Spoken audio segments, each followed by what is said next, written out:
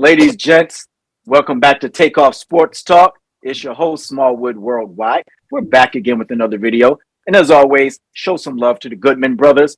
We got Aji, we got TJ, we got Greg Goody, and we're back today to bring you our bigger and blacker episode 104. So, first things first, we're going to get into some of our serious topics a little bit down the line, but we're going to have a little bit of fun first. We're going to start off with sports video gaming because, of course, why not? We're going to talk about your GOAT level video game. With that, I'm going to kick it over to TJ to start us off. TJ, what's your GOAT level sports video game? Oh, man, GOAT level sports. Okay, well, there's so many. I haven't gamed in a long time. I'll just throw that out there. But back when I was actively gaming, I did used to play a lot of sports games, and nice. I could list out my favorites here all day long. And when I was thinking about this GOAT subject, I was like, what should I go with here? All right, so let's talk gameplay for just a second, right? For me, even though there's some fantastic football games out there from back in the day and from now, it couldn't be a football game for me because I feel like I spend more time picking plays than playing the game, right? So for me, it's more of an action type game, you know, the soccers, the basketballs, the boxing, that kind of stuff. So, you know, football games were kind of eliminated for me right off the bat for that reason. So then I started thinking, playing the computer is fun, but, you know, my best memories of gaming are playing with my friends, right? Playing with my buddies, specifically my best friend, who was just the best video game player that I've ever met, right? He and I used to have some serious battles. And so the game that I'm going with is the game that we had the most epic contest between the two of us, and that's Super Tecmo NBA basketball. Ooh. Oh, I forgot about that. Yeah, it was such a fun game. Man, he was the Bulls, I was the Warriors. We were talking our trash, you know what I'm saying? I was like, oh, there he is. Starts with M, ends with Ullen. You know, we were doing all kinds of just silly stuff. And I had him on the ropes. I think I was up by 10 points with like 1 minute to go. And he just started stealing the ball and busting threes. And anyway, long story short, I lost by I think it might have been 1 point. Like in the last couple seconds, I was totally dejected. I was so pissed off. And what he said to me was, man, what a game. I think I'm actually sweating. And I'm sitting there fuming, right? Because I'm pissed off because I lost. You know, it was fun, but nobody liked losing, right? So he says to me, it's not that I'm better than you at this video game. He says, but you're playing the game and I'm playing the game, right? It was a good lesson. So here's what he means, right? So I'm playing the game of basketball on this video game. He's playing the video game. So all of the bugs and all of the little things that give you an advantage that are not actually part of basketball, like, you find out that you can run down to the corner, and if you hit the button like this, then you make a three every time, you know, that kind of stuff. He was expert at finding those things. So I thought that was a really good lesson, right? The way that he phrased it, I just love that. It says, you're playing the game, I'm playing the game. So for me, I love that sports game, NBA, Super Tecmo NBA basketball.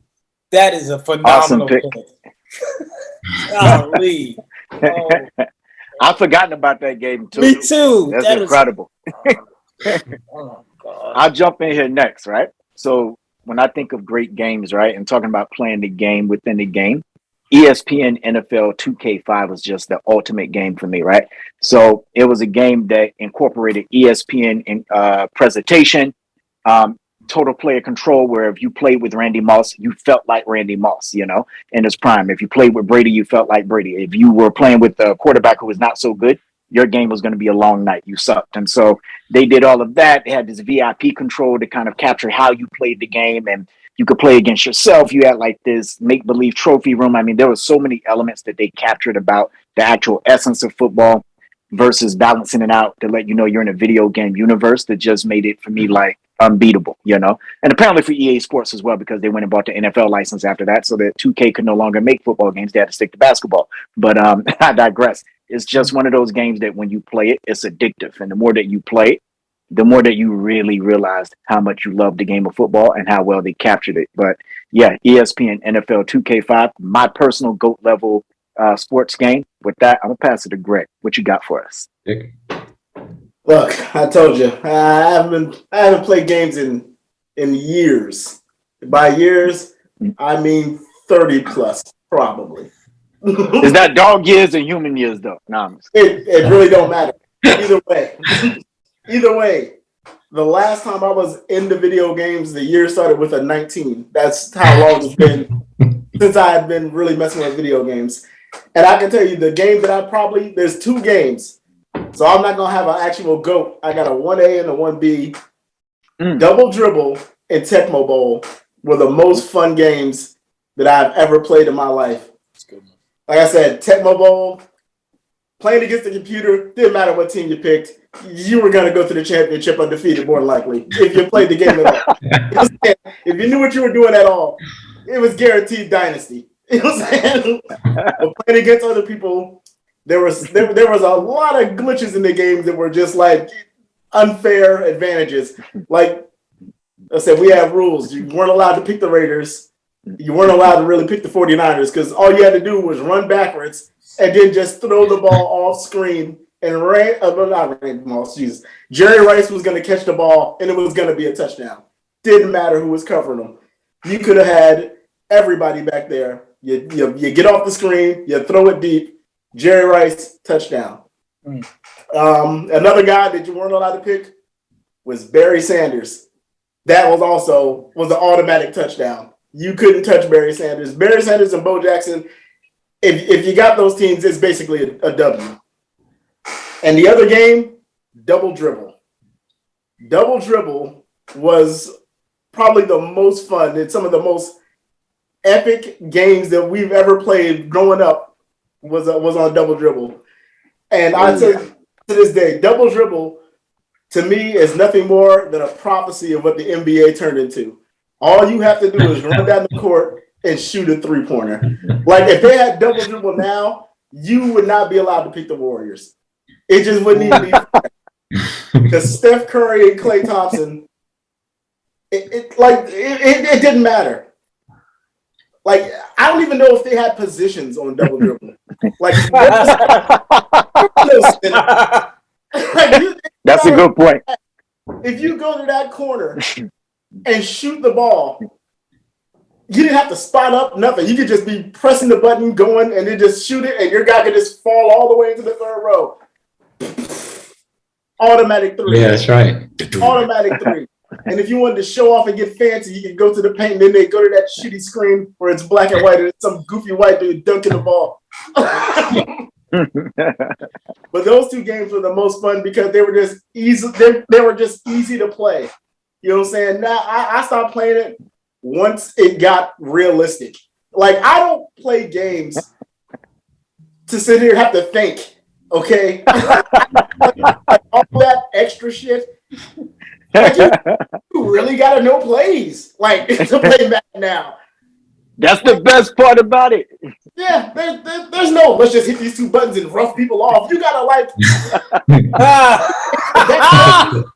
the back button then up here and then this and joystick. Like free throws were easy on Double Dribble. You hit the button. Now you gotta line shit up and you got fuck all that. Too much. I'm just there for fun. And once it stopped being fun, it started being frustrating. And not frustrating like, he beat me. Like frustrating like, I don't know how to do a juke. Like I gotta go up and then hit L and I was done with it after that. And that's why I'm old school with mine. Once games started being too much like the game, like when you had to be a real life general manager to play, like I called out. That's hilarious. That's a good call too, because I remember even last night in 2K, I'm like, damn, my stick still fell off. I had to like go to practice and like go to training camp, and I'm like, games used to be easier at some point. Just like have fun. So I kind of feel that a bit. Yeah. Like double dribble was just Pac-Man with a basketball. You go down the court, you press a button, and that's pretty much it. It was so easy and so much fun. Yo, Odds, take us home on this topic. Oh man, Pac-Man with a basketball. How do you beat that? I mean, I know how to beat it. Top 5. You know what I'm saying? How about that? Number 5, NCAA 2004 football. Why? Dynasty mode. Need I say more? I didn't think so. Number 4, Ken Griffey Jr. baseball.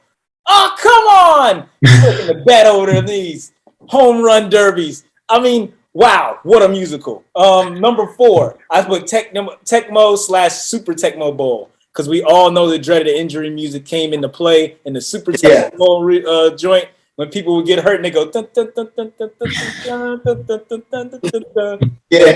shuffle them off. Man, there was nothing more devastating than that. Shout out to Eric Metcalf for the Cleveland Browns. Anyway, so my number 2, Mike Tyson's Punch Out. Why? It's really simple. Not because of Mike Tyson, not because of Little Mick running around in that pink sweatsuit. It was because of Mario counting. That's why. Okay? That was dope. All right. My number 1 all time, only because I still play it to this very day. Fight Night 2004. Roy Jones Jr. on the cover. Mother lover. Yes. That is my top 5 for sports. Awesome. I love it. I love it. Way to bring it home with you and Greg. So talking about all-time GOAT level sports gaming, we all know video gaming can be a lot of fun. For some people, it can be pretty addictive. Kyler Murray, we talking about you. Call of Duty Kyler. So if you don't know, unless you've been under a rock, inside of his new contract, they baked in the independent study clause. What did that mean? I don't know. I'd never heard of it before, except the fact that they required him outside of regular film sessions to put in a little extra work, like, you know, you would expect your quarterback to do that's head of the franchise, and put at least 4 hours of work in. So allegedly he had been not doing that in seasons in the past. Also, he's a member of the legendary FaZe clan in the gaming community. Unfortunately, also allegedly, for the weekends that there was double XP to be earned in the game of Call of Duty on the weekends, Kyler Murray's gameplay suffered on Sunday as a result of that. They're alleging that he has a Call of Duty gaming addiction.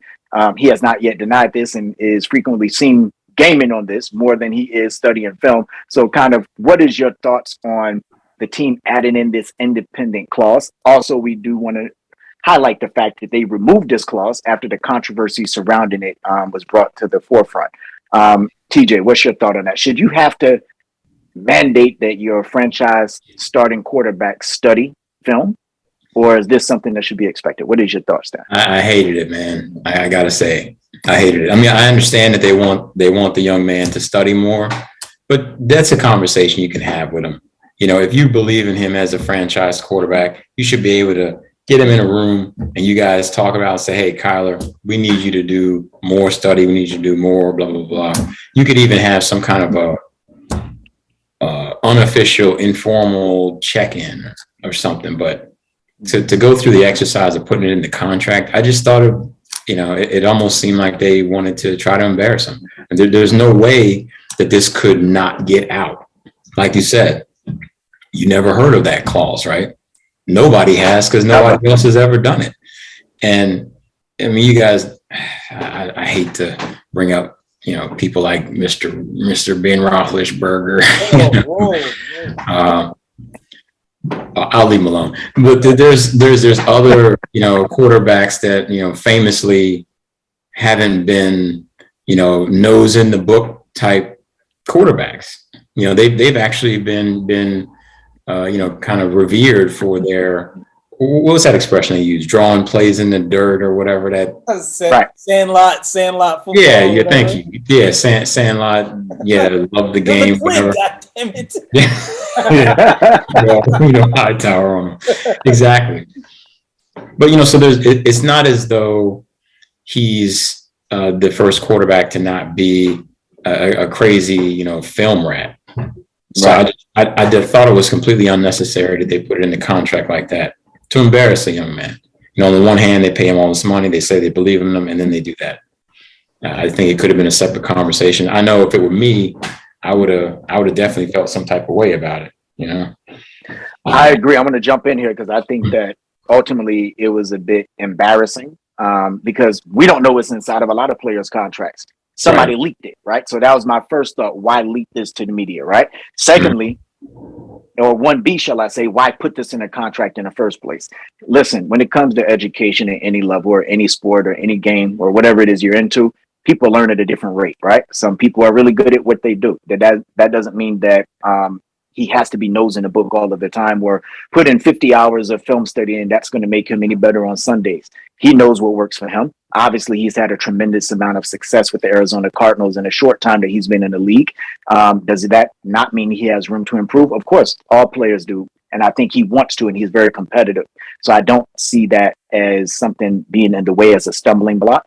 I think the stumbling block is the old school philosophy of if you're not nosing the book all the time, then your head is not in the game. I think it's quite the opposite. I think the more that you can step away from the game and actually live a little bit of life, then you'll come back refreshed and will perform better. But that's just me.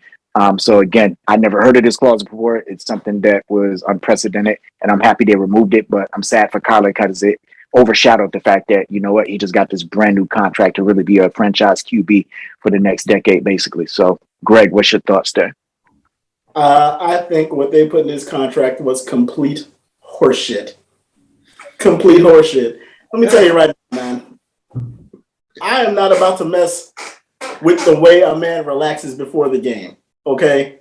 If this is what it takes for him to engage and get his mind right and relax and be prepared, let that man play all the video games he wants. I did not hear anybody pissing and moaning about Tony Romo playing golf all the time on the weekends. I never heard anything about that. I remember people doing too much complaining when Dennis Rodman was like, dude, I got to go to Vegas and get wild. They let it happen. Some people have their process. Jordan would go out there, drink, play golf, and gamble, and then show up to the game half an hour before and bust your ass for 45. You know what I'm saying? Let that man relax and do what he does. Now, does he probably need to study a little bit more? Maybe, perhaps. But then again, how long has Kyler been in the league? How long has he been in? 2 couple years, 2 or 3. Yeah. This is his third year coming up, right? Thanks. So. Who's mastered the playbook like that in that amount of time? Nobody. You can go back and look at Peyton Manning's old studying ass, and his first 5 years were trash. Okay? He was trash. And he kept it. And they like to forget all about that.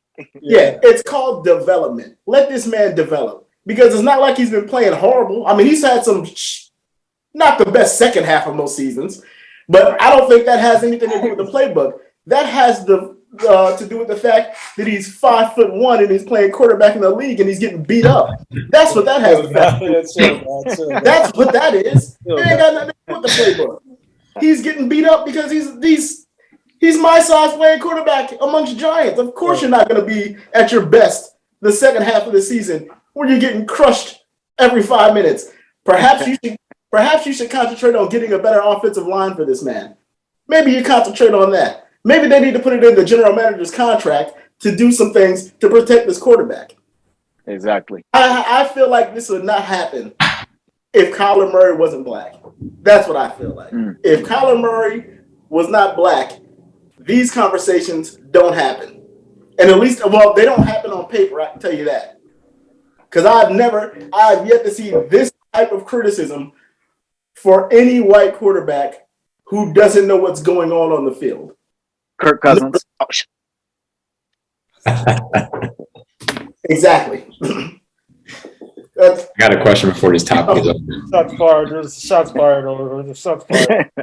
So if that man needs to play some video games and relax before some games, let him take mind off of things. Let him do that. Now, if you feel like he needs some extra study time, then what you need to do is get together with the coach, and you can make that an assignment or something that needs to happen after practice. We do our film sessions. Then me and the coaches and the offensive coordinators will go through more with Kyler Murray and make sure things are done, till we feel like it's, proficient. You can do that, but don't sit there and be like, put some kind of goddamn dummy clause in his contract.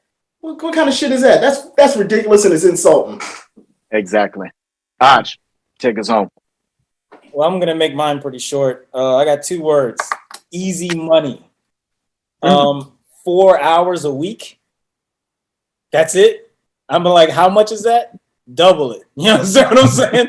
I can do that. I mean, So yeah, there's plenty of things that could point to maybe he doesn't study as much as he should. There's also plenty of things to point to maybe the Cardinals aren't as good as he's made them. You know, but my thing is it's quite simple. To me, his talent level garnered one of the biggest contracts in NFL history. Therefore, you know, they felt like it would be foolish to let him go. Some people are players, some people are player lovers. Look, I think that it's real simple. Easy money. If I was Kyler Murray, I'd be like, oh, study for 4 hours? Okay. All right. Get my money, win, and then play Call of Duty. Like it's not even a big deal. And yeah, everyone has different hobbies to get them into their own thing. I wouldn't even look at it like that. I'd be like, listen, you know, they pay me all this money and they're offering me more just to do something that I feel like I already do anyway. Exactly. Easy money. That's the way I look. So, but look, like I said, that's not the point of the easy money part. What I'm saying is, you can say that to Kyler Murray. You don't put that shit in writing in a contract for the world. It's ridiculous. It's not ridiculous to ask him to study more. It's ridiculous that they put it out in the world like he put it in a contract. But I don't know. We don't know who leaked that though. We don't know if that was his people who leaked it. So do you guys? Go ahead. You guys think it was put? You guys think it was put in the contract just to be removed?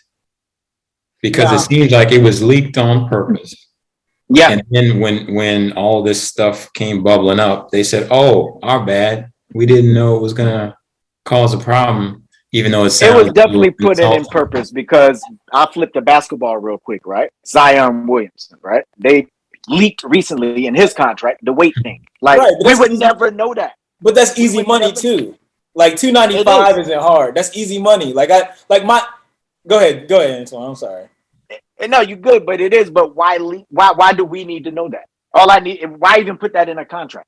It's like I hear you. But at least with Zion, you can look at him and see that he needs to trim down. With Kyler, I wouldn't have never known anything about his study habits. They won 8-2. Or then they were the first team to 10 winning games or something like that a season or so ago. It's like, so if he's playing Call of Duty, let him keep playing. Something is going right. Yeah. Also, when they fall off the second half of the season, the other guys get paid too. It's not just your quarterback that's a problem at that point. Yeah, but I will say this. In defense of the Arizona Cardinals, that playoff game was trash. You understand? You know what I mean? Breaking news, you know? Yeah, nobody can argue that. Yeah. Well, see, but here's the thing about that playoff game being trash. Was the playoff game trash because Kyler Murray didn't study, or was the playoff game trash because the coach put together a trash group of players? The coach is number one, by the way. Coach is never about it. Exactly. Well, look, like I said, man, I just think it's easy money. I don't know who leaked it. I don't know which side leaked it.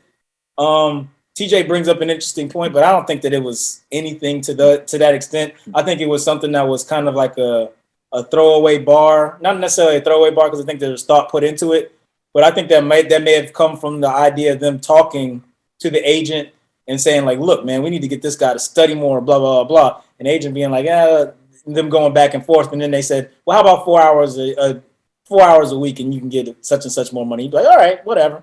You know what I mean? Like, I just think that, I don't think it was that terrible. So that's all. I just think it's easy money. I think it is easy money, but I just think it's almost like saying show up to work Monday through Friday before 9 o'clock and you'll get a $4,000 bonus. That's easy money. Like, you know what I mean? Like this, so it's like, okay, y'all can think what you want, but that's easy money. Let's talk about easy money, right? So that's a great pivot point here. So is Genie driving a bus or is Genie in the bottle? I'm talking about Genie bus of the LA Lakers, right? Let's talk about Russ Westbrook, right? If you had your choice and you're Genie bus, do you keep Russell Westbrook after the season he just had? Or do you go through and sacrifice a few first-round picks and whatever else the Brooklyn Nets want for Kyrie Irving? I'm going to go with you first, Ach. What do you think? Yeah. So listen, man. If it's between Kyrie and Russ, which I think that's where we're kind of going, I'm going to take Russ. And it's not because Russ is better than Kyrie necessarily from a skill standpoint nowadays. But it's because I know what I'm going to get from Russ. And people can say a lot of things about Russell Westbrook. Here's one thing they can't say. They can't say he doesn't have any heart. Can't say the guy doesn't show up, and they can't say the guy doesn't work hard. And I mean, coach. Yeah. And to be quite honest with you, out of a teammate, what more would you want? I wouldn't want anything more. I mean, it doesn't matter. He can, like a lot of people blamed him for last season. To me, he wasn't the problem necessarily. Now he's played better in other years, of course. He hasn't been making the jumpers and stuff like that we're used to seeing him make and all that stuff. But one thing he never did was he never cheated anybody in terms of his effort. He never cheats anybody in terms of how much he cares and works. And I don't know what more you could ask of somebody. I mean, like, you might say, oh, this is a bad contract. Well, that contract was written when you were setting triple-double records. You know what I mean? Like, and that's a contract that everybody expects him to play and live up to. And LeBron James is very difficult to play with if you're a very good player because he takes so much oxygen out of the room. And, I mean, he's LeBron James. So, you have to figure out how to play around that. And that's a difficult thing to do. You got to get. I think to your point. Oh, go ahead. I think no, you're good. I think to your point, right? And I'm going to ask you a question after this. Like, playing with LeBron James. Right. So you say it's difficult to do. Is it because it's championship expectation and that's what comes with LeBron being there? Or is it that because LeBron he's not a ball hawk. No. He's one of the most prolific passers out there. So what do you think that? Well, it's funny because I think it's actually a problem of a perfect example of why LeBron James is so good and he plays the way he does is because in high school, although he went to a private high school that had decent players, he's used to playing with people who are like 2 levels below him. So he knows how to get the most out of people who are pretty good, right? He plays best when he's around a bunch of people who are pretty good, and he's the guy who everything has to rest on. If he has to play with other people like Dwayne Wade or the Chris Bosches or an Anthony Davis, it takes him a second to figure it out because other people's roles are so much more diminished compared to their talent level because they're playing beside the sun. You know what I mean? Pretty much, you're playing beside the sun. So you have to figure out how to rotate around that, so to speak. Whereas if you have someone like an Alex Caruso, who is a smaller planet but himself, but a planet no doubt, he already knows how to play around the sun. You know what I mean? Like, so it's hard for those guys to figure out how to do that because Russell Westbrook was LeBron James on every other team he was on. He was him. You know what I mean? So now you're saying, like, I'm the third option behind day-to-day Davis and the like, that's hard. That's a hard thing to do. Not to mention that, the way that he plays basketball, honestly, he plays so hard and so fast, he shouldn't have been able to play this long at that high of a level. So the fact that he's playing that way now is really phenomenal. And he stunk for Russell Westbrook last year. He didn't stink in there. You throw his numbers up, people would be like, "Yeah, I'll take that. I'm afraid his numbers actually weren't that bad last year. He was close to averaging a triple-double just like he always is. And I went on record to say Russ wasn't an issue on why they had a bad season last year. It was the way the roster was constructed. It wasn't. Well, when they got rid of Alex Caruso, I knew it was a problem. And when day-to-day Davis is the one that you're counting on, that's a problem. Now, let me just quickly address Kung Fu Kyrie real quick. He's a delightful dude, I think. I think he's, like I said, I always pull for him. Sometimes it's hard to defend, but I understand his heart. But his focus isn't necessarily on basketball, and that's fine if you're not as talented and good as Kyrie Irving, as long as people don't expect you to be everything that he is, pretty much. Right. What he's doing is fine. But because of how overwhelmingly he might be the most talented person we've ever seen play basketball. So, like, when you have that amount of talent, offensively, he's pretty close, Greg. But I hear you. I mean, there's arguments to be made, but he can do anything you want. He can make every shot in the book, right? But like if his heart and his head's not there, which it's not. I don't even think it's that. It's just that he has varied interests in varied places, and he picks inopportune times to go and seek those interests. So if it's between someone like that and somebody who I know is where they're going to be and how they're going to be, I'm taking the other person. So Russell Westbrook all day for me. Greg, what you think? There's so many ifs and buts within this answer. You know what I'm saying? I'll say this. If Kyrie can actually show up and play, then I'm going with Kyrie. If he can actually show up and play, because he works better with LeBron James. It's not that Westbrook has fell off. Westbrook does not have the skill set to work with someone like LeBron James. Plain and simple. He does not have a great jumper. He's not a great defender. He's a great hustle guy. Now, if you have Westbrook come off the bench when LeBron James is out the game to run the game while LeBron's out, that works. But Westbrook ain't willing to do that. You know what I'm saying? He's not. Exactly. Why would he? His talent level shouldn't be coming off the bench. But he can't work well with LeBron James because he essentially does the same thing as LeBron James. But if you got to choose who's going to have the ball in their hands, it's always going to be LeBron James. So if he's not in that position, he's pretty much worthless out there. He's pretty much worthless. I mean, he can still get off and do better than most average players. But without him being in that position, the solo position of controlling the ball and running the offense and everything else, there's no reason to have him out there. Kyrie can play off the ball. He can get his own shot and all these other things. He can go to the hole. He can dish it out, all those things. Westbrook can do all those things too, except for he can't spot up and hit jumpers. And if you can't do that playing with LeBron James, then there's no need for you to be out there with LeBron James. So if I got to choose based on skill set and who works best with the Lakers, I got to go with Kyrie. But if I'm going on who I think is a more dependable player that I would want on my team, as far as showing up, caring about ball, and really wanting to play, it's Westbrook all day. Nobody will ever say Westbrook don't try. No one will ever say Westbrook don't go hard. No one will ever even say that Westbrook is a bad teammate. Westbrook is a great dude in a bad situation. He can't fit in this group. So if you can get Kyrie to be 2016 Kyrie, then I'm going with Kyrie.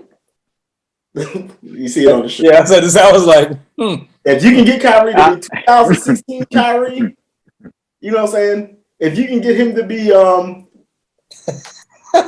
if you can get Kyrie to be pre-Flat Earth Kyrie, then it's Kyrie all day. What's happening? If you can get Shots fired on the Earth Kyrie, it's Kyrie all day because he can work within that system. And plus, to have another guy like Anthony Davis, it would be murder. They would run through everyone. So Indeed. That's my answer. If Kyrie is gonna be old school 2016 Uncle Drew Kyrie, then it's Kyrie. If he's gonna be this, I don't think I'm going to work today, Kyrie, then I might as well stick with Westbrook. Because either way, LeBron's gonna be out there pretty much alone. Yeah, I agree. And I think I'm going to jump in here. I think the best ability when you talk about basketball or any sport is availability. And I think with Russell Westbrook, you know what you're going to get. You know he's going to show up. He's going to be healthy, Anthony Davis. He's going to be out there giving you his all with effort, win, lose, or draw. And I think that you couldn't ask for a better teammate than that. I actually think if Darvin Ham can find a way for him and LeBron to coexist, they could potentially be in the mix to win the title this year. You know, obviously they got to build out the roster stronger, but if you're talking about between Kyrie and Russ, I'm going with Russ right now. Kyrie seems to have his mind in a bunch of different places, and basketball not being chief among them. We know he's an amazing ball player. We know what he brings on and off the court. And the problem is the off the court aspect of that, right? So whether it's intentional or not, being a distraction, you know, not showing up, not being there for your team. You just saw what happened in Brooklyn the last 3 years. It can cost you, right? LeBron James has a very small window right now to try to win another championship or two. And if you're going to do that and maximize that potential, you got to go with the guy that's going to be there. And for me, that would be Westbrook. I think they can figure it out. Now, if Brooklyn asking price was a little bit lighter, would I do it? And actually, for me, with the talent that's out there right now, do you want another championship or do you want 2 first-round picks? I'd get rid of those picks, you know, if I knew Kyrie was going to show up and if he was going to play. The problem is you don't know if Kyrie's going to show up and you don't know when he's going to play. Therefore, I'd have to choose Westbrook. Teach, take us home. Hold on, let me make one more point there. Oh, for sure. Now, in all honesty, if Anthony Davis actually could stay healthy for a full season and play, it doesn't matter which one of those dudes is on the team at that point. Yeah. Either way, they're going to the playoffs. If you've got a healthy Anthony Davis and a healthy LeBron James, either way, they're going to the playoffs. So that would all depend on if Anthony Davis is going to be dependable and available for a whole season. If he is, you ain't got to worry about Westbrook doing whatever it is he does, or Kyrie showing up. So there you go. Go ahead, TJ. Gotta get past the Wolves first. I mean, all right. I don't get a howl. No. Okay. There it is. I don't even have to do it, man. I usually do it mid-sentence. That's why I couldn't. I didn't mean to put you on the spot for the howl like that. Man, it's okay. You know what I'm saying? Like, all right. You guys made some really good and strong points. I'm going to say up front, first thing, there ain't no way I'm taking Kyrie. There's no way, no way. Now, I'm going to say, it may sound a little bit harsh, okay? I don't see Kyrie Irving as a winning basketball player. He's an extremely talented man, right? But you're not going to get me to label him as a winning player just because he happened to get a championship alongside what's probably the greatest basketball intellect that we've seen since the creation of the written word, right? I mean, being next to LeBron James and getting a championship, okay. I got one. I got one. I know, right? You too. But that's LeBron's championship. And then I also say, I mean, who among us is who we were in 2016? Nobody, right? Kyrie, once he decided that he was going to leave the tutelage of, like I said, the greatest basketball intellect we've ever seen, and go off to do it on his own because for some reason he felt that he was ready to do it. So the pattern since he left LeBron has been that he keeps on leaving when it gets difficult, right? When people expect things from him, all of a sudden he's out of there. He's gone. Right? I don't mean just gone from the team like trade me. I mean gone like, where is he? Game starts in 20 minutes. Right? Facts. Time for my last smoke. So from a basketball perspective, I don't know if there's much of an argument for Russ versus Kyrie if you're talking about basketball skills and all that. But we're looking at this from a team perspective, from a leadership perspective. This is Jeannie Buss, right? She's got to make a decision on the health of her franchise. Why would you introduce what has been a cancer everywhere? Why would you introduce that to your team? I just don't understand. And he's never happy. When he was on the Cavs before LeBron got there, not happy. LeBron gets there, they win a championship, not happy. Leaves and goes to Boston, not happy. Right? Oh, I'm the lead guy. I'm the top dog. I don't like it. Go to Brooklyn, still not happy. Where he grew up and where his home is and all that. And got to choose the coach that he wanted, by the way. They screwed Jacques Vaughn out of a job there to bring in Steve. It's kind of like both of ours. I mean, like, it's kind of like both of ours. It is. I guess my point is, when people show you who they are, you got to believe them, right? There's no way that I'm entrusting this man with anything to do with the team that I'm running. I'd rather lose with a team that has good chemistry and a chance to build on something than to sort of kind of maybe win a few games with all this drama going on. They're not going to win a championship with him. I mean, he's not 2016 Kyrie. He's not going to be able to be under LeBron's tutelage like he was back then. He's his own man now, right? He is. And he's not going to go back to being Robin or whatever that expression that they're always using. He's just not going to do it. Well, so the two Batmans just got swept, so there you go. There you go. Exactly. So now it's time for him to leave, right? Because They lost again. So I mean, short answer, I'm going with Russ. Nice. Jenny. And Russ, we trust, and we'll trust you to make the right decision. So moving forward here, it breaks my heart to have to talk about this next topic, but obviously because of the events of this week, or shall I say the last 170 days, it needs to be talked about here. I'm talking about 8-time WNBA All-Star, WNBA champion, 3-time Russian League champion, Brittany Griner. Brittany Griner was detained, I want to say, in January, has been ever since, and recently sentenced to approximately 9 years in prison with a $1 million Russian dollar fine for carrying less than 1 gram of THC oil, right? According to sources, I believe that Russians normally would charge you with maybe 15 days of detention and a small fine and let you go. But in Brittany Griner's case, she's been held, and this has turned into something more tragic and something bigger than what anybody has imagined here. I will keep in mind and say that a lot of this is alleged until Brittany Griner is back in the continental U.S. and able to tell her own story and her own account of the events with her own mouth. We don't know exactly what has transpired or what did transpire, but under what we do understand to have happened right now, I'm going to start with you, TJ, on this one. What are your thoughts with this sentence? And I think we all believe that it's probably way overly harsh, but what are your thoughts? Yeah. I couldn't have said it better myself. Just overkill to the nth degree. I think I had put it in chat, and I'll say it here. You know, well, when you see on the movies, you know, all these movies with America on one side, Russia on the other side, the Russians come, they're not really afraid of jail in America because it's kind of pathetic and soft or whatever, comparatively. And they do in jest talk about the justice system there.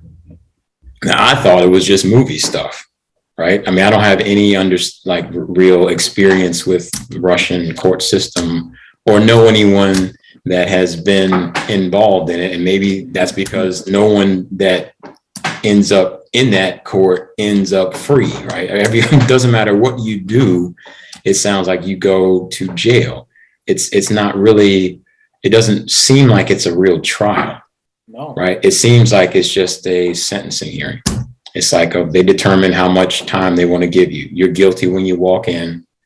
And that's that. Brittany Griner, unfortunately, got caught up in this thing. It was extremely tragic. I mean, like, how much did you say? Less than a gram?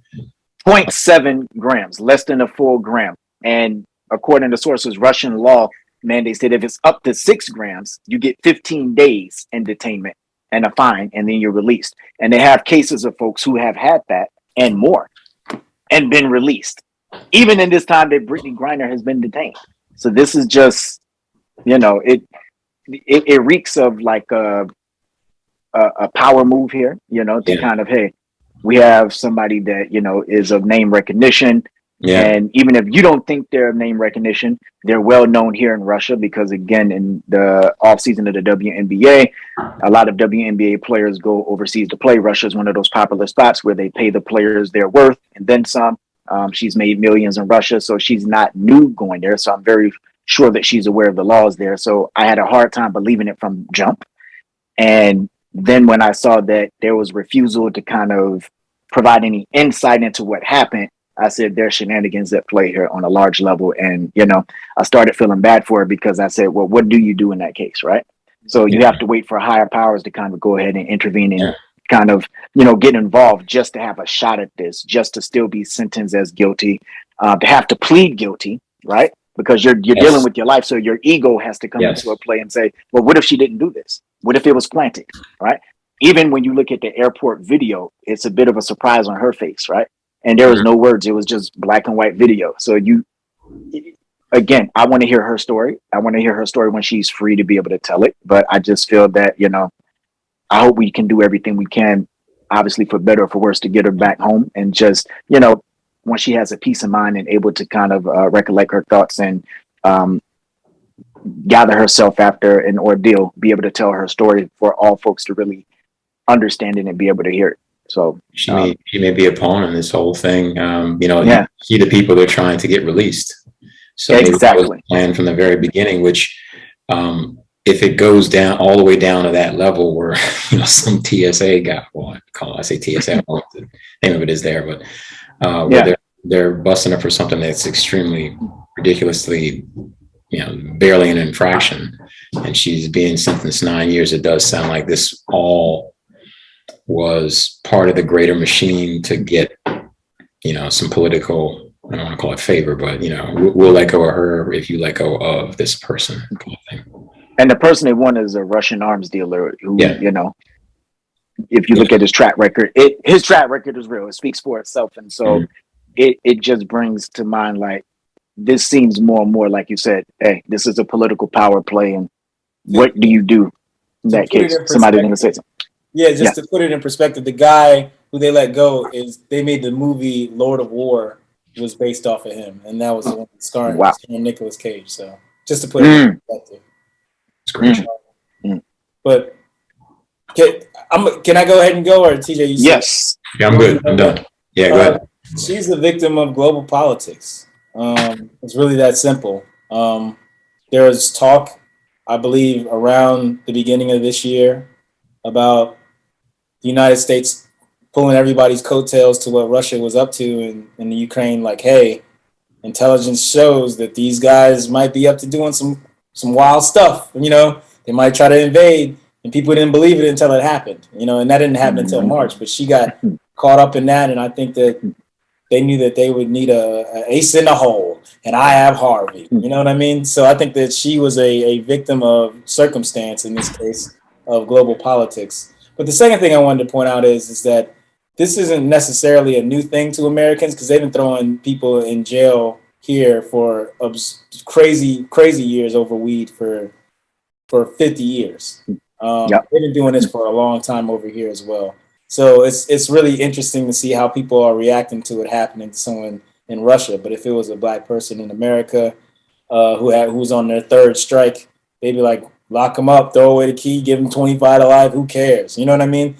And then they would just keep it moving. Of course, 9 years is egregious. There is a question of whether that was even hers to begin with, because she was like, when she did her statement, she was like, I honestly don't even know how it got there. But even if it was probably from medicine, and it was residue. I mean, like, there was a lot of stuff. There was a lot of stuff that goes into it. Not to mention the fact that she is gay, and they really frown upon that in Russia. Although I think that she was able to get away with it because she's held in such high esteem over there and seen as a huge role model over there and a celebrity. She probably was able to get away with her lifestyle a little bit better than a normal Russian would walking around. Plus, she's not from there. But I mean, it's a sad state of affairs. There's not much that can be done. I heard somebody. I'm gonna try to keep it short and then they're like this. Someone was like, "Well, Trump got Kodak Black sentences, got him commuted. How come they can't do nothing about Brittany Griner?" And it was like, "Yo, that's in the United States. There's nothing that Biden can do. So it's Russia. Anything's going on." But I feel bad for her. I feel bad for her wife. I feel bad for her teammates. I feel bad for her. Just honestly, I feel bad for everybody involved in the situation. So, yeah, go ahead, man. Indeed. Oh yeah, this is all nothing more than politics. Like I said, she's just caught up in a beef between two countries, which is essentially what's going on here. Not to mention, you leaned on the gay thing. Yeah, they definitely are not thrilled about homosexuality in Russia. And I don't think the black part helps either, to be honest. I'm pretty sure they are not, they haven't liked black people in Russia since Rocky IV. So, I mean, it's egregious and it's Hold it down! Sorry, I couldn't resist. It's a horrible thing that she got caught up in. It's unfortunate, and it is a real case of wrong place, wrong time. Now, in the beginning of this case, when they said they had found weed in her bag or residue or whatever, I was thinking to myself, well, that sounds about right, because you know, athletes get caught with weed all the time here, trying to go through the airports and everything else. I was like, it's probably a mistake. You know, she'll be in trouble. She'll get locked up for like a couple of months. She'll miss her summer. The hot girl summer is not happening for Brittany. You know what I'm saying? But then once I heard that the sentence could go up to 10 years, I was like, and the whole thing with all the sanctions, the invasion of Ukraine, I was like, oh yeah, it's a wrap for her. Yeah. I knew it was a wrap once they locked her. Once they locked her up, and they were like, she's got a court date, and I was like, nigga, for what? We already know what's about to happen. Yo, We already know what's about to happen. Like John, I don't care. You get Johnny Cochran and Jesus to be a lawyer. She still get locked up for, I was like, at least 5. It's not going to be less than 5. And it was crazy because they didn't even make it like a mystery. It was literally like, they're probably going to go for 9 years. Oh yeah, the prosecutor's going to ask for 9 years, and then. Well, the crazy part is that she didn't even go through a complete trial. She pled guilty because she was told that if she went to trial, it's 10 years. If you throw yourself in the mercy of the court, it could be a lot less. And it was like 9 years.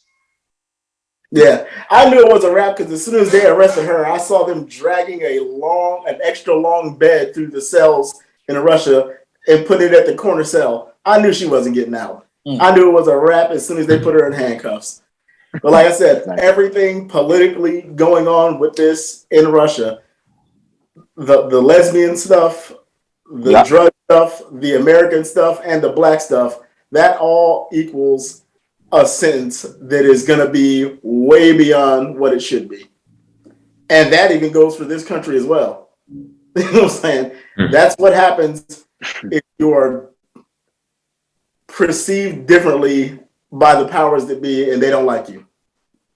Exactly. And I think that's the problem I have with it too, is that not only the bullshit with Russia, but here in the continental US, people being offended by it, but not being offended by us doing the exact same thing here, you know? And I think there's complicity in a lot of the silence, you know, even in her ex-college coach, Kim Mulkey, has yet to make a comment about it. Everybody from East to West Coast, any player, any coach, anybody she's played with has pretty much spoken about it at this point. Even coaches she never played for in the WNBA of college have spoken about it.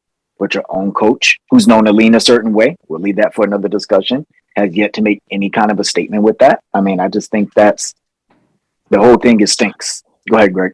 Well, that's what I was going to say. When you say the whole country is outraged, not true. Half the country is outraged. True. The other, I'll say 75% might be outraged. But there's a strong 25 to 30% that are celebrating this because they're on the side of Russia and racism. The gas station sunglasses crew is celebrating his heart. Yeah. There's a bunch of memes about this, talking about, I'm not even going to go through the memes. I'm not even going to give the props. You got the former president of this country talking about, she deserves that. There's an element here that hates everything that she is, that's glad that she's getting locked up. Literally everything that she is. Everything she is. She's got, for a normal person, she's got a lot of money. She's rich. She's black. She's a lesbian. And let's just be honest, she's an elite person as far as stature physically. And she's, you know what I'm saying? And she stood for black rights all the time, unapologetically. I expect that.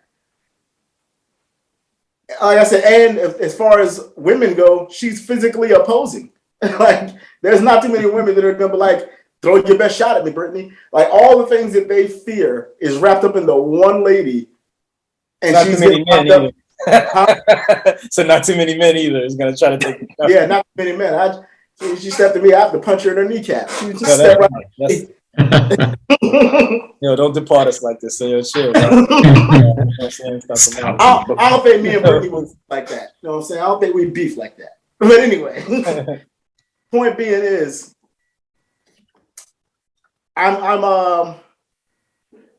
the only positive that I can say about this whole thing is that it's a good thing that Trump isn't in office while this is going, because if he was in office, she could just literally forget about it. At least Joe Biden, as mundane and whack as he's been, will at least attempt to get her out. He'll attempt. Trump would have been like, meh.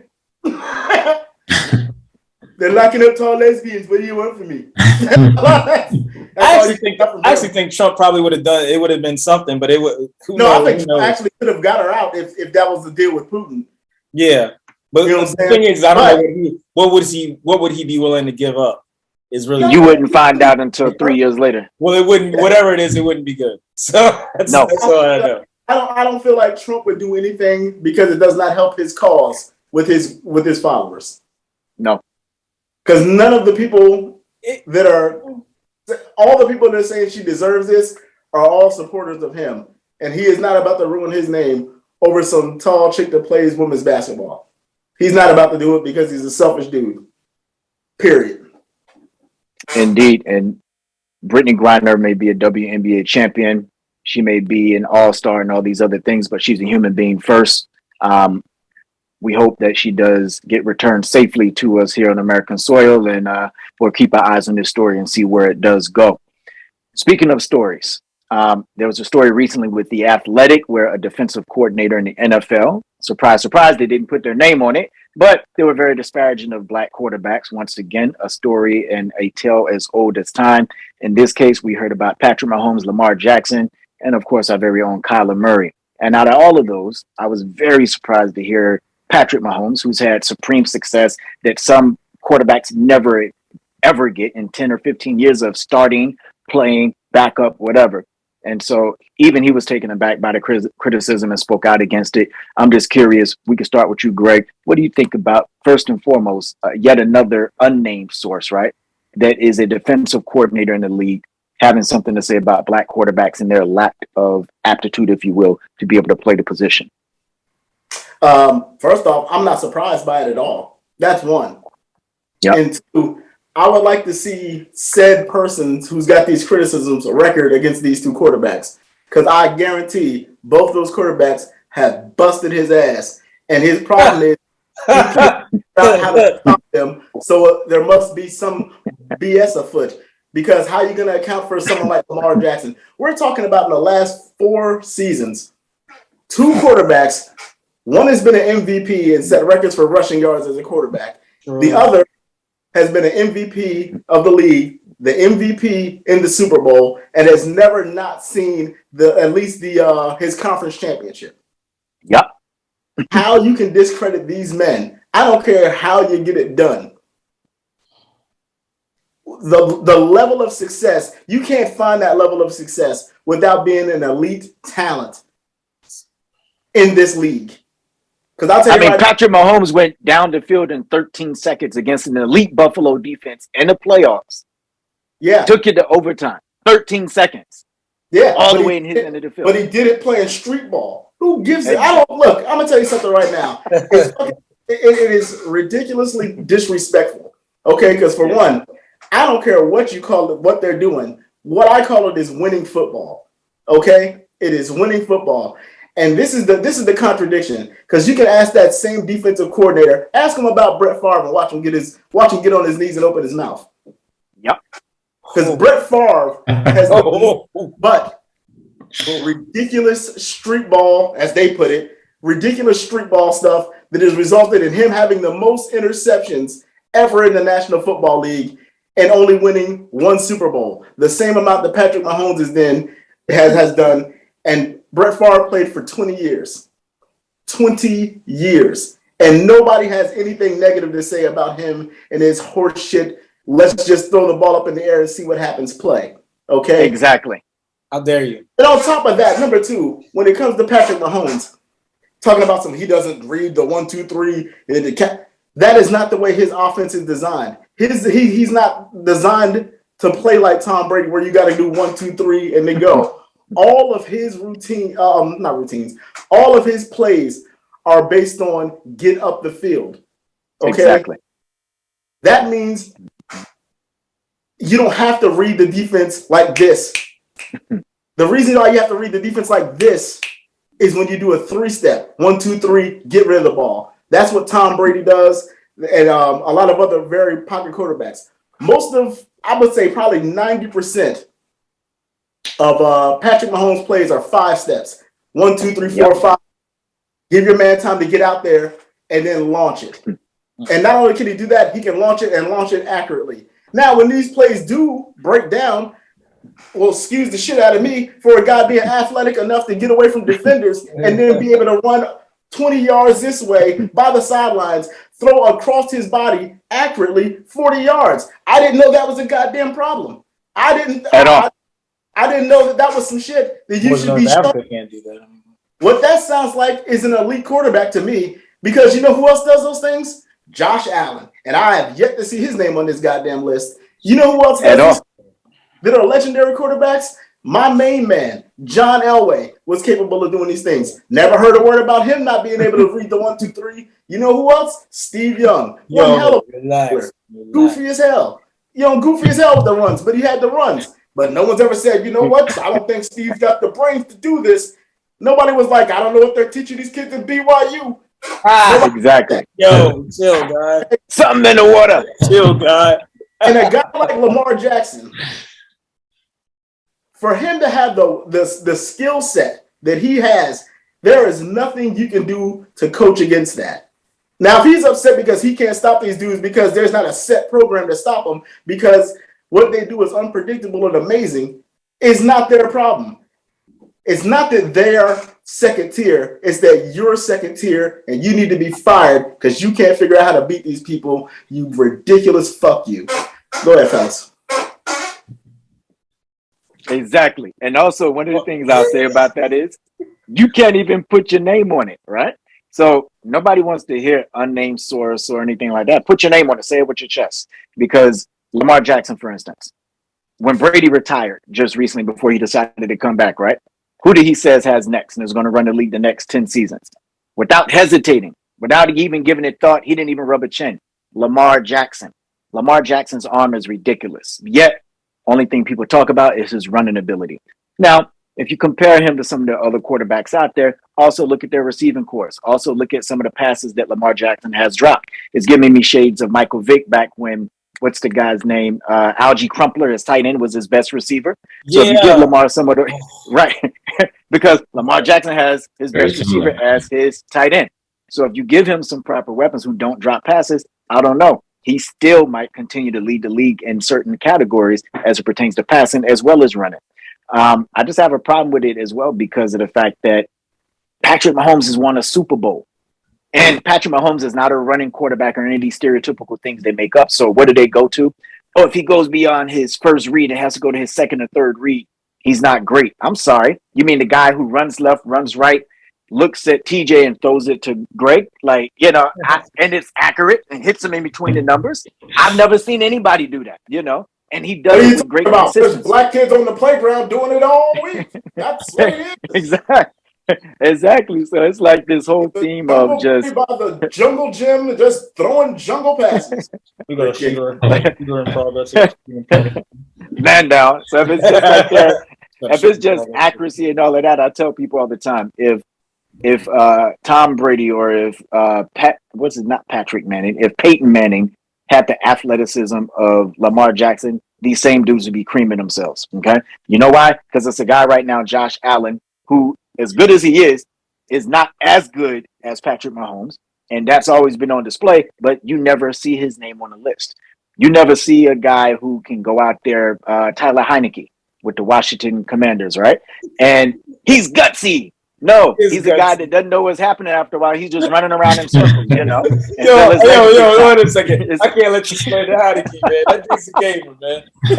He is a gamer, but it's my point. His name is never on the list. Yeah, but you have these elite QBs. I'm like, damn. I go back to being a kid and seeing Doug Williams win a Super Bowl and elite fashion, Super Bowl records that still haven't been broken in some cases, and being told he has to fight for his job the next year. Was Doug Williams a running quarterback? Was he Michael Vick in 04 Madden? No, he was not. He was a drop back passing guy. When he was MVP of the league the year I was born, guess what happened with Doug Williams, right? He was the 43rd out of 44th quarterback in the league in terms of pay. And he was a league MVP with the Tampa Bay Buccaneers. All right, the creamsicle Buccaneers. So beautiful, beautiful. Yeah. Awesome. I'm telling you right now, if Tim Tebow had the success that Lamar Jackson had, there would be a goddamn statue erected of Tim Tebow at every goddamn stadium, but not just his own. They would change the look. To be fair, they treated Tebow the same way they treat any quarterback that's of his ilk. And they didn't try to make an offense that would make him succeed. And I know what you're gonna say. It's hard to make an offense succeed with a quarterback who can't throw. However, he was doing that his whole life. You know what I mean? Yeah. I'm saying, like, you created an offense around Tebow's skill set. You don't know what Tebow's done. That's fair. But what I'm saying is, had they did that like they did for Lamar Jackson, do you think they'd be criticizing Tebow? Oh, no. Don't get me wrong. No, they wouldn't. Don't. Yeah. That's the point I'm making. It'd be touchdown Jesus statue with Tebow kneeling. That's what it would have been. I got nothing against Tim Tebow and his skill set other than he can't throw to save his life. But what I'm saying is, if Tim Tebow was Lamar Jackson, there would not be a magazine he wasn't on the cover on. Tamar Jackson. He would have won a Doak Walker Award if he was in the NFL. That's how bad they would have done it. Yeah. He'd be on the cover. What'd you think? He'd be everywhere. Well, Tebow would put on Jet Magazine if he was doing what Lamar Jackson was doing. He'd be everywhere. I'll try to be brief, but the moment that where Mahomes actually surpassed all my criticisms that I could ever have of him wasn't in a winning effort. It was actually in the biggest loss he ever suffered. And there was a play in the Super Bowl where a guy runs behind him, clips his heels like this. He's stumbling, he's diving, he's vertical to the ground, and I see him go like this. And I'm like, okay, he's throwing it away. He's throwing it out. Nope. 20 yards down the field, a dude's running, hits him in the shoulder, in the middle of the chest, and drops the ball. I said, are you telling me that this dude saw this guy halfway in between the owl and the ground, flung that joint, and it was accurate as he was falling, and the dude dropped the ball, and all people can do is say, "Dag, Patrick, what's going on with you, man?"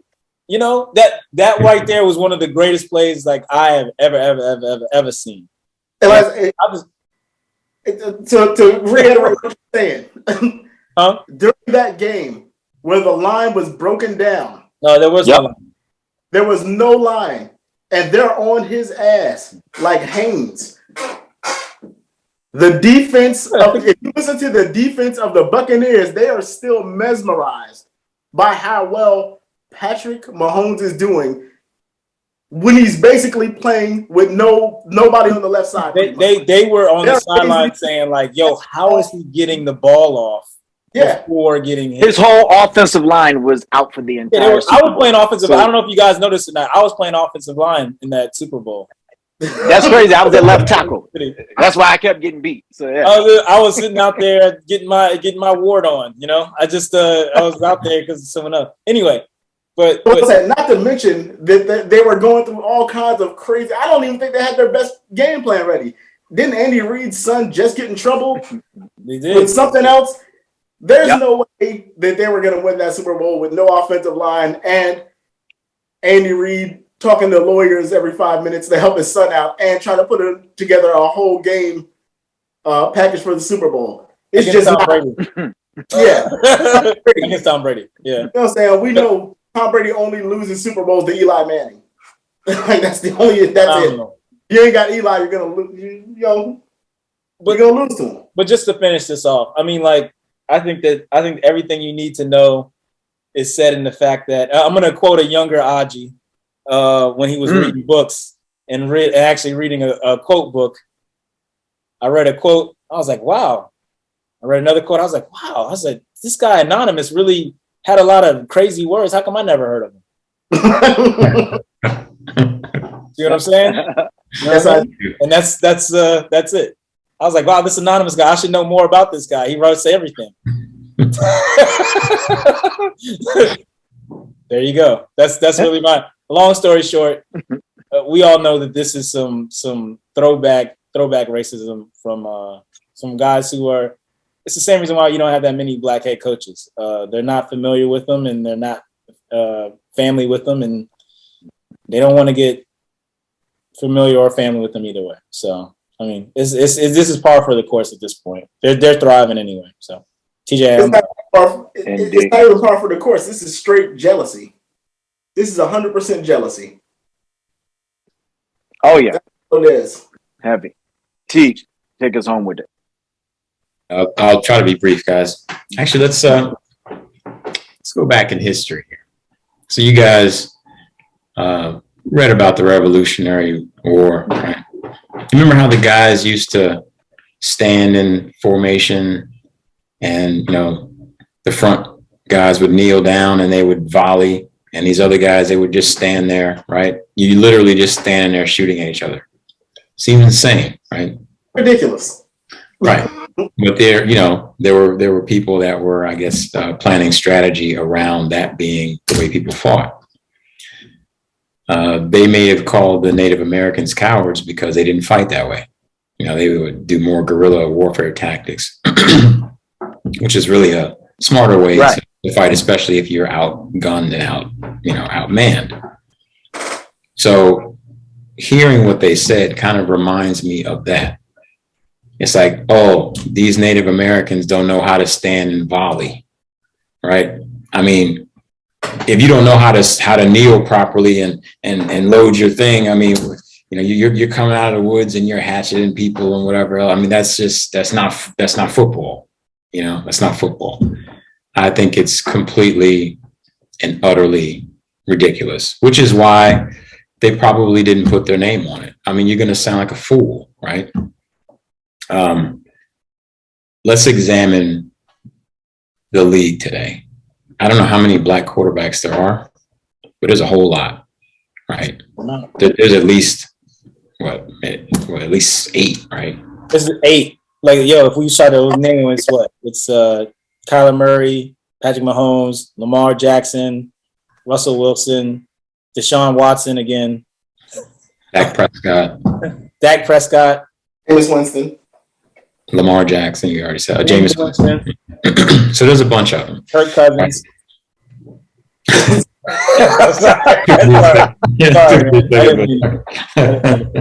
Tyler Heineke. Anyway. So my only point in bringing up how many black quarterbacks there are is to say that, do you think that these, the people that run these teams and own these teams would have them out there representing their franchise if they weren't effective? These guys are effective, whether you think that they don't have some certain skill or not. They get out there on a football field and they're able to win games. That is what the league exists for, right? To make money, right? And the teams are there to win games. These quarterbacks are bringing in all kinds of money because everybody wants to see an electrifying athlete, right? And they are a lot more electrifying than the prototypical quarterback, number one. So, I mean, all of what I'm saying assumes that, let's just assume that he's right, that we don't have the aptitude to be able to process information at a speed which allows us to be able to read the 1, 2, 3. Okay. So even if that's not the case, look at how effective these guys have been. When we talk about those 3 people, I mean, what would their winning percentage be if you combined the number of games that they've won and lost? It's like 650. Oh yeah, it's like 650, 700, man. Yeah, it's got to be over 700 actually, because Lamar Jackson and Patrick Mahomes alone is pretty much all winning. Yeah. Mahomes has been about 80% of their games. Yeah. Yeah. So and that disaster in Houston is was still kicking ass. Yeah. Yeah. Well, he wasn't included in this list of 3, right? But so you're telling me that these quarterbacks that have this terrible defect, somehow they've managed to go to the highest level of American football that exists on the planet, and they've managed to win over 80% of their games.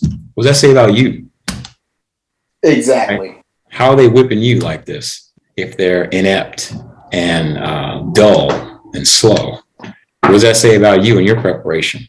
You might as well go play Call of Duty with Kyler. What's the point of coming up with a game plan? You can't win, right? So that's what exactly. And that's what I was saying. I said I would love to see Mr. Anonymous's record against these two quarterbacks. I totally agree with your point. They've been busting that ass ever since they got in the league. I guarantee it. I totally agree with your point. I mean, Anonymous needs to come out with a book. I mean, anyone else? I mean, that's it. That's how I look at it. Listen, ladies and gents, as we wrap up today's episode, look at it like this. If you can't put your name on it and say it with your chest, if all you could do is talk about it in the shadows because Black is whooping your ass that bad, then maybe you need to go home and get better at what you do. Ladies and gents, that's our show for today. Shout out to Greg, Teach, and also Aji. I'm Smallwood Worldwide. This is TakeOff Sports Talk. We'll see you next time with our Midnight Musings episode. Peace.